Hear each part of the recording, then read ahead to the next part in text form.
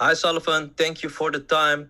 You have been with the promotion since 2020 and you scored a couple of beautiful first round finishes, and you looked happy while you did it. How have you experienced your time in a major MMA promotion thus far?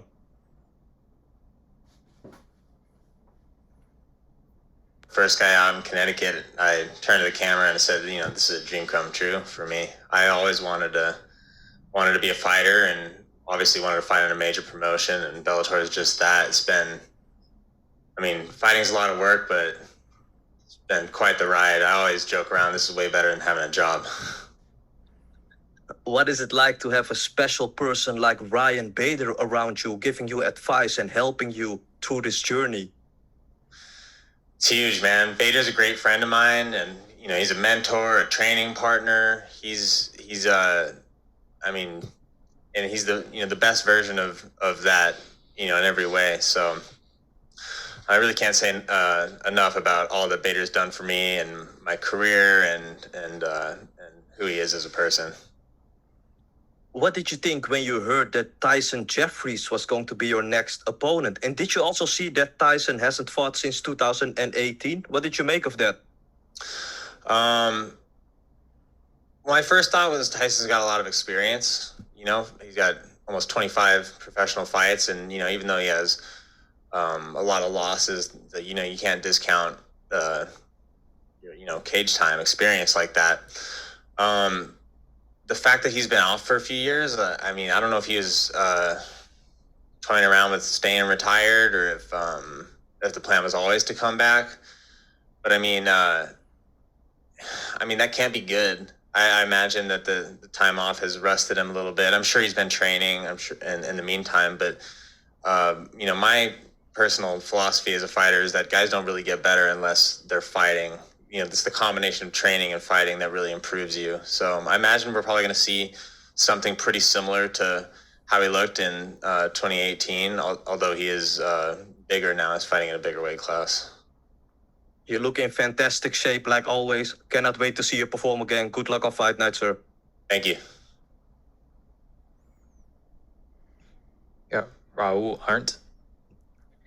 What's up, Sullivan? I just wanted to ask what the energy is like heading into your fourth Bellator fight. I feel more relaxed now than I probably ever have for a professional fight. I'm just getting, even though, I'm fighting a guy with more experience, and I'm just feeling it's like I'm arriving as a professional fighter. This whole process is becoming normal. Everything from, the COVID protocols to the training camps to the nutrition. I'm just getting a little better at it each time, a little more practiced, and I feel great. I'm just excited to fight. It's been a little bit too long since my last one, in my opinion, so it's just really got me chomping at the bit. I don't know if I've ever been this excited to hurt somebody. And an organization I see that you participate in, the Guardian Revival. Can you just speak on your participation in that organization and why it's so important to you? So yeah, I love this country, and I think we all enjoy a lot of privilege in this country. And Guardian Revival focuses on giving back to veterans and first responders, especially in the arena of mental health. And for me to be able to play even a small part in helping some of the people that are so instrumental in allowing us to live the lives that we do, it's incredibly meaningful to me. I'm wearing their shirt right now. The people that run Guardian Revival are veterans themselves, great people, and I just really can't say enough about the organization.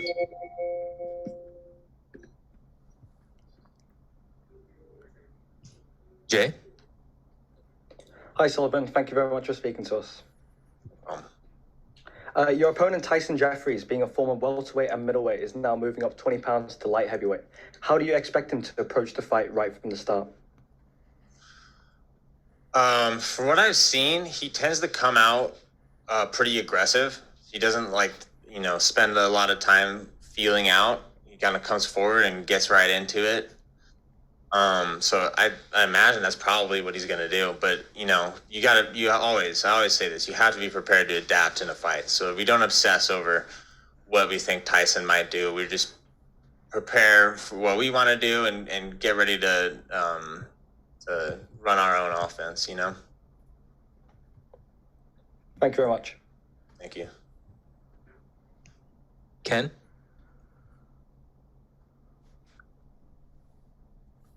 Hello. Hey, Kay Williams for Can Chronicles Media. How's it going? How do you approach this fight mentally? And also, have you studied Jeffrey's strengths and weaknesses inside of the cage as of recent? Yeah, I've definitely studied his most recent fights. So we have a good idea of, you know, his strengths and weaknesses. He's got a little bit of striking. He's got some jiu-jitsu. I don't think his wrestling's great, but, you know, you got to be prepared to defend some wrestling, especially if I start cracking him. I mean, he's an experienced guy, and he comes to fight. As far as mentally, my goal is always just to stay relaxed. You know, I don't have any problem firing it up when the fight gets started. For me, it's all about just keeping it chill, staying relaxed, you know, trying not to stress too much over the course of fight week, and then just, you know, trusting that when I get in there, it's gonna pop off, you know. And I have one more question. And also, can you express on some of your training leading up into this match? Excuse me. Yeah, I mean, I do 8-week camps of just hell for even for 3-round fights, which is, you know, probably not the norm.